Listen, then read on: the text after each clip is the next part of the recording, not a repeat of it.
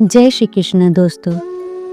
हमारे सनातन धर्म में एक ओर जहाँ जन्म देने वाली के साथ साथ पालने वाली माँ को श्री कृष्ण ने श्रेष्ठ बताया है, वहीं आज के बदलते दौर में ऐसे भी बेटे हैं जो अपने पिता की मेहनत और माता की त्याग को शादी के बाद ऐसे भूल जाते हैं जैसे इस दुनिया में उनको माता पिता ने नहीं बल्कि पत्नी ने लाया है।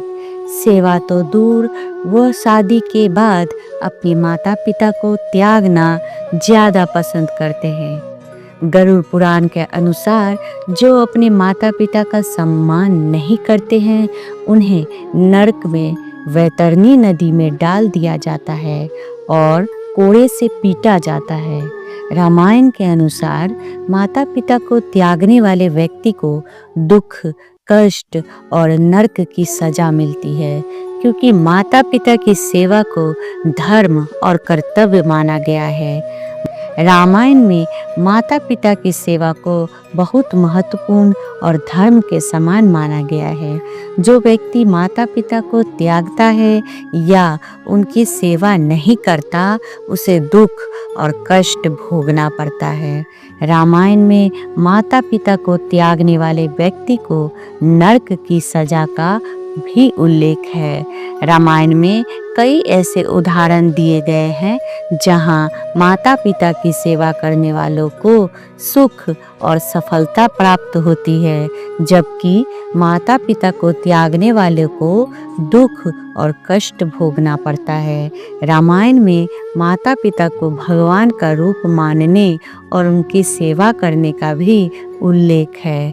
माता पिता की सेवा से जीवन सफल होता है और व्यक्ति को सुख और शांति प्राप्त होती है। जैसे माता पिता को सम्मान देना। माता पिता को सम्मान देना और उनकी बात मानना भी बहुत महत्वपूर्ण है। माता पिता को खुश रखना। माता पिता को खुश रखना और उनकी सेवा करना एक अच्छा कर्म है। माता पिता की सेवा से पुण्य मिलता है, हर क्षेत्र में अच्छा प्रदर्शन करने का अवसर और जीवन में सफलता मिलती है। धर्म के अनुसार संतान अपने माता पिता का सेवक होता है। सेवक का अर्थ जो हर परिस्थिति में सहनशील रहे, वही भगवान की नज़रों में सर्वश्रेष्ठ है। यदि माता पिता गाली दे तो संतान को धैर्य और प्रेम से व्यवहार करना चाहिए, उन्हें समझाने की कोशिश करनी चाहिए और सेवा जारी रखनी चाहिए, भले ही माता पिता का व्यवहार कैसा भी हो। शांत रहे। माता पिता के गुस्से या गाली गलौज में शामिल न हो। शांत और धैर्यवान बने रहना महत्वपूर्ण है। उनकी ज़रूरतों का ध्यान रखें। भले ही वो गाली दे, उनकी ज़रूरतों का ध्यान रखना जारी रखें। उनकी देखभाल करें, उनकी बात सुने और उनकी मदद करें। प्यार और सम्मान से बात करें। भले ही वे कैसा भी व्यवहार करें, यह आपकी जिम्मेदारी है और यह आपको सुख और शांति प्रदान करेगा। अपने आप को नियंत्रित रखें और अपने मूल्यों और सिद्धांतों पर कायम रहें। समझने की कोशिश करें। माता पिता के व्यवहार के पीछे की वजहों को समझने की कोशिश करें। हो सकता है कि वे किसी समस्या से जूझ रहे हो या उन्हें कोई परेशानी हो। बूढ़े माँ बाप के प्रति क्रूर व्यवहार को देखते हुए कानून ने भी कुछ नियम लागू किए हैं जो इस प्रकार से हैं। भारतीय लॉ के अनुसार संपत्ति का अधिकार।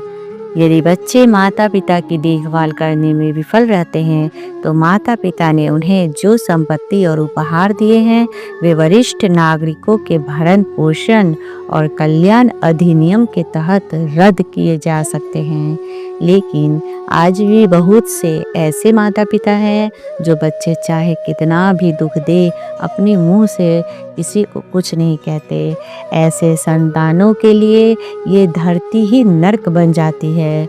वो जीते तो हैं पर कभी खुश नहीं रहते।